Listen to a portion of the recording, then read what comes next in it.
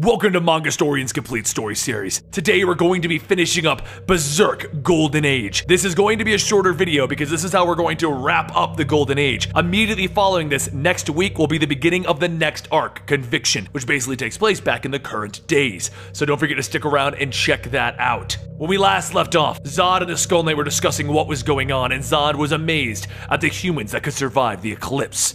But Guts, Casca, and the Skull Knight had other plans. It's time to pick up where we left off in the eclipse. Guts charges off into a field to find the Skull Knight once more, and he's told that the demons of hell will not rest until they take his blood because Griffith offered it. So Guts continues to fight the spirits around him, and soon they begin to fade, and the Skull Knight notices that they are seeking out the other who escaped with the brand. Guts jumps in the back of the Skull Knight's horse, and he tells Guts that this is the second time that he has given him a ride. Guts asks what does he mean second, and the Skull Knight explains that he was the one who rescued him and Casca from the eclipse. He goes on to mention that he had a chance to meet their friend who had with him the fairy dust that kept them alive. Guts continues to ask, what about this fairy dust? And the Skull Knight tells him that fairy dust is the greatest medicine and does not normally come into human hands. Sometimes the fairies become careless and allow themselves to be seen by humans, and one day this may happen to him as well. Guts speaks of Casca standing out in the field while the spirits surround her. Guts jumps down and begins to run, but the Skull Knight tells him to wait. Even though those evil spirits are surrounding her, they can do her no harm, which is rather strange. However, Guts doesn't stop and he keeps running up the hill until he finds Casca. Guts asks what's wrong, and Casca begins to sweat and grab her stomach in pain. She falls to her knees and Guts notices blood coming out from underneath her clothes, and then she screams out in pain. At that moment, a small premature fetus falls to the ground covered in her blood. Guts gets ready to stomp on it, calling it a hellspawn, but before he can, Casca shields the baby. Guts demands to know why she's protecting it, and the Skull Knight says that simply because it is her child.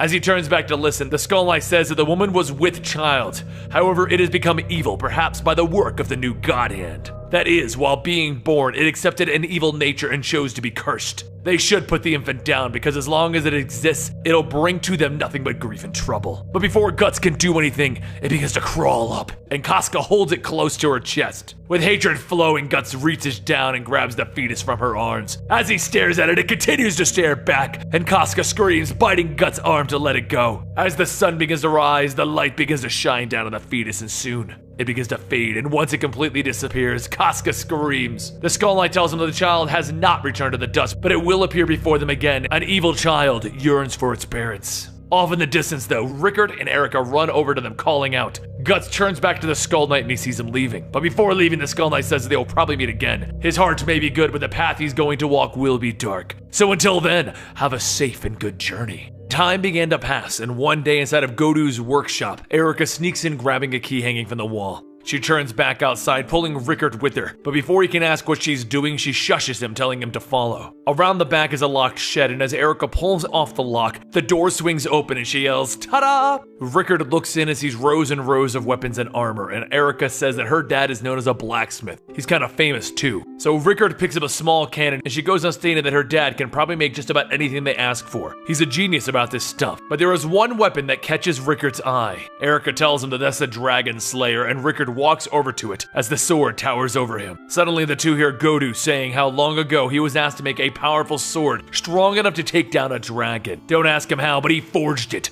and it did kill a dragon. Rickard asks what happened next, and Godu tells him, well, they almost hung him for making such a thing. Ever since then, he's lived out here alone, but as of now, he knows not who has the strength to wield it, though he would rather not find out, so it's staying locked up here. Rickard asks if this thing can really kill a dragon, and Godu looks at him and tells him, do not ask about the dragon. Godu then says not to tell their friend about it. He'd probably snatch it up and try to kill dragons. Besides, he's already got so many enemies, he doesn't need the dragons after him. Down in the cave, Guts stands in the water holding his sword and listening. As the water pours from the waterfall, he begins to hear a fish swimming, and as it jumps, Guts swings back, slicing it in two. After cleaning it up, Guts tells Rickard that he'll be leaving tomorrow, so until then, he's going to keep his cave door locked to keep Casca in. Guts heads downstairs with a basket, but Casca stares at him, staring with hate and malice. He sets the basket down, telling her to have some food, but tomorrow, they're going to be having a feast, so she jumps up from her bed and stuffs whatever food she can get into her mouth.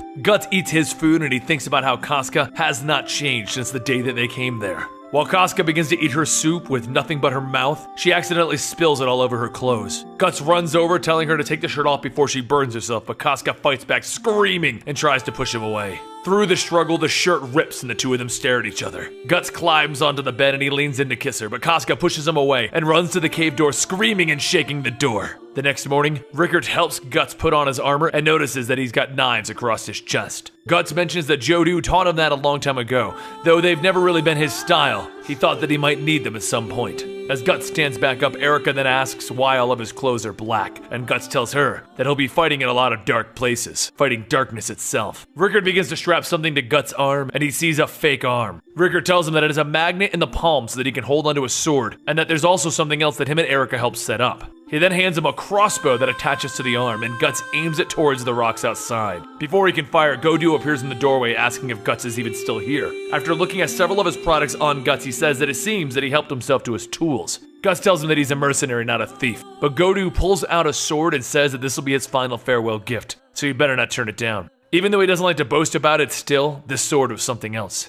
Guts takes the sword and he swings it down, cutting both the sword and the tip of the anvil off. But before Guts can even say anything, the brand on his neck begins to bleed. And then a voice tells him that he's finally found him. Everyone looks back to see a short, stocky man, and he tells them that there are leftovers here. Guts tells everyone to get back, this one will be his. As everyone watches, the small man begins to grow, sprouting a tail and turning into a hulking beast. Godu asks, what is this? And Guts smiles, telling him he'll be the first that he kills. The rage begins to take over and Guts charges forward, slashing away at the beast's two faces. The giant beast falls back and Godu asks, what the hell is that? And Guts smiles, stating that he will hunt the strongest prey. The beast leans back and Guts swings away, cutting off an arm. As the beast continues to get back up, Guts swings for a third time right down the middle. And though he cut through the beast's stomach, he notices the sword had broken. The beast uses its insides and grabs Guts, throwing him into the storage shed. He then starts to walk over, so Guts tries to get back up on his feet and he tells himself it can't end this way. This is even more of a reason for him to survive. Rickard shouts to use the fake hand, point it and pull out the handle. So the beast reaches out and the mechanical hand drops, reeling a cannon. Guts fires it through the beast's mouth and the beast stumbles it back. And Guts says that's what he's talking about. But the kickback is a bit rough. As he works out his arm, Guts looks back and he sees the Dragon Slayer's sword. Seconds later, Guts calls out to the beast and then tears down the middle of it. The beast is thrown back from the swing and Guts walks off, holding the Dragon Slayer.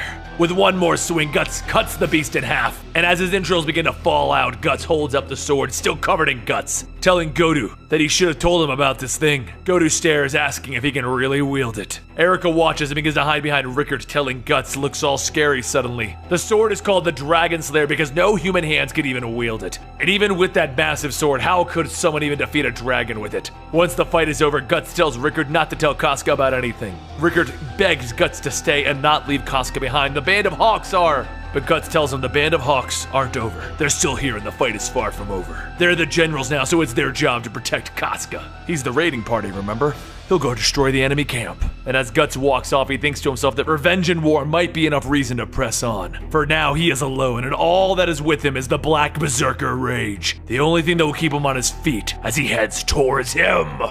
And that concludes the Golden Age. We are now prepared to move into the next story arc. So I hope you guys have enjoyed this. We are going to go back to the current time where the story began before we went back in time to tell the Golden Age. Don't forget to subscribe to Manga Historian to keep up to date on what's going on in Berserk, and I'll see you next time right here.